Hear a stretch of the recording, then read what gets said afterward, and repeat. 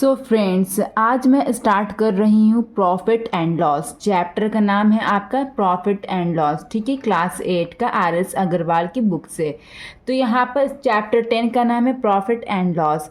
Exercise 10A मैं solve करूँगी, ठीक है, सीरीज वाइज सीरियल वाइज मैं सॉल्व करूँगी। तो सबसे पहले कुछ इंट्रोडक्शन मैं आप लोगों को दे देती हूँ। इस एक्सरसाइज को आप लोगों को याद मतलब कि सॉल्व करने के लिए कुछ आप लोगों को फॉर्मूला याद करना पड़ेगा, ठीक है। सबसे पहले क्या है, चैप्टर नेम क्या है, प्रॉफिट एंड लॉस, ये ना chapter name profit and loss, chapter का नाम ये है बच्चों, ठीक है। तो यहाँ पे कुछ आप लोगों को फॉर्मूला याद करना, ठीक है। वो बहुत ही ईजी फॉर्मूला है, अगर आप समझ जाइएगा तो खुद अच्छे से याद कर लीजिएगा।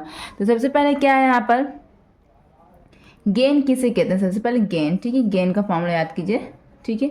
गेन किसे कहते हैं गेन का फॉर्मूला है SP माइनस CP, ठीक है।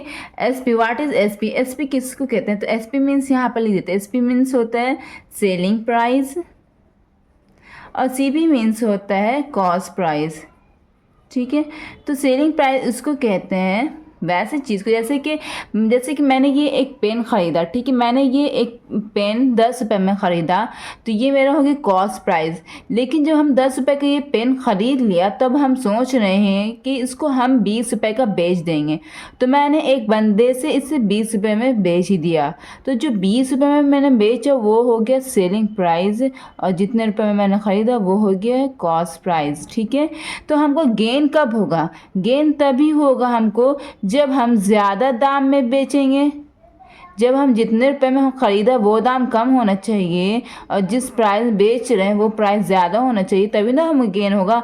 अगर हम इसको 10 रुपये में ख़रीदा, ये मेरा कॉस्ट प्राइस हो गया, और उसको हम सेल कर रहे हैं, बेच रहे हैं 5 रुपये में, तब तो मेरा लॉस हो गया ना। तो इसलिए गेन के लिए कंडीशन ये ज़रूर होता है, गेन के लिए कंडीशन कि SP must be greater than CP, तभी आपको गेन होगा, ठीक है। सेकेंड फार्मूला हो गया लॉस। लॉस कब होगा? जब हम ज़्यादा दाम में हम ख़रीदेंगे और कम दाम में बेच देंगे। जब हम इस पेन को 10 रुपये में ख़रीदेंगे और 5 रुपये में बेच देंगे तो मेरा ये घाटा हो जाएगा, मेरा लॉस हो जाएगा। तो उसमें जो फॉर्मूला होता है उसमें जो कॉस्ट प्राइस का जो होता है वैल्यू वो ज़्यादा होती है और सेलिंग प्राइस की वैल्यू कम होती है। तो इसलिए पहले कॉस्ट प्राइस फिर माइनस सेलिंग प्राइस, ठीक है। लॉस समझ में आ गया आपको? अब यहाँ पर आता है गेन परसेंट। थर्ड फार्मूला है बच्चों गेन परसेंट। गेन परसेंट कैसे निकालेंगे? दो चीज़ होती है, कभी गेन आपसे मांगेगा, कभी आपसे गेन परसेंट मांगेगा।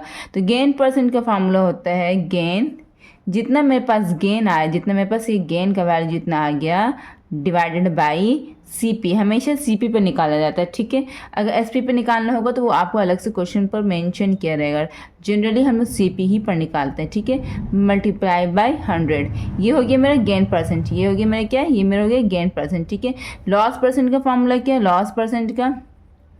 लॉस परसेंट का फॉर्मूला होता है बच्चों, जितना मेरा लॉस आ गया, ठीक है, जितना भी मेरा लॉस आया उसको मैं CP से, हमेशा CP पर, याद रखना हमेशा CP पर ही यहाँ पर कैलकुलेशन होता है परसेंटेज का, गेन और लॉस परसेंटेज का हमेशा डिवीजन CP से होता है, ठीक है। CP मल्टीप्लाइड बाई 100, ठीक है, लॉस बाई CP इंटू 100, ये फार्मूला याद कर लीजिएगा, लॉस परसेंट का फार्मूला ये।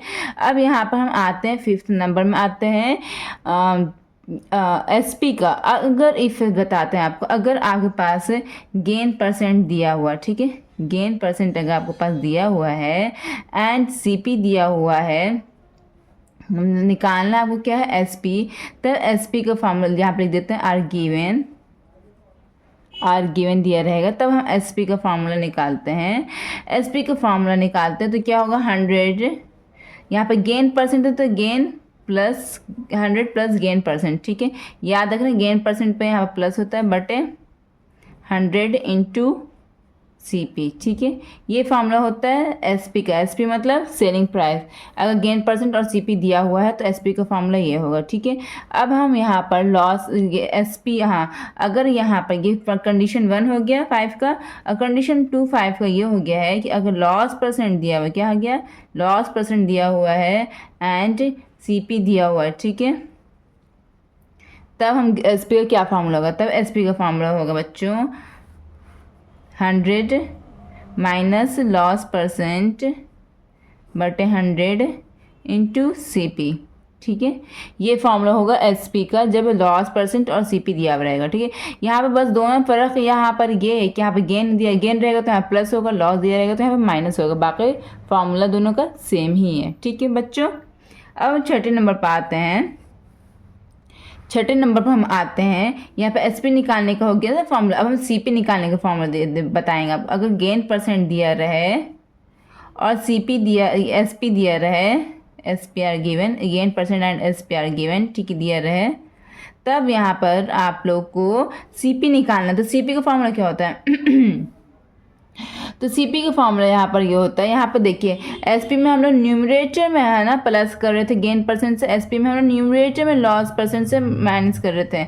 सी पी में वर्ष क्या होता है, ये जो होता है वो रेसिप्रोकल हो जाता है। जैसे कि देखिए सी पी में होता है 100/100 plus gain percent into S P, ये सी पी का फार्मूला, ठीक है। इसको रेसिप्रोकल कर दीजिए और यहाँ पे सी पी तो यहाँ पे एस पी कर दीजिए, बस यही है। अंडरस्टैंडिंग डेवलप हो गया आप लोग तो आसानी से, अगर एक फार्मूला याद हो जाएगा तो दूसरा तीसरा चौथा आराम से याद हो जाएगा। ये एस पी का फार्मूला, ठीक है।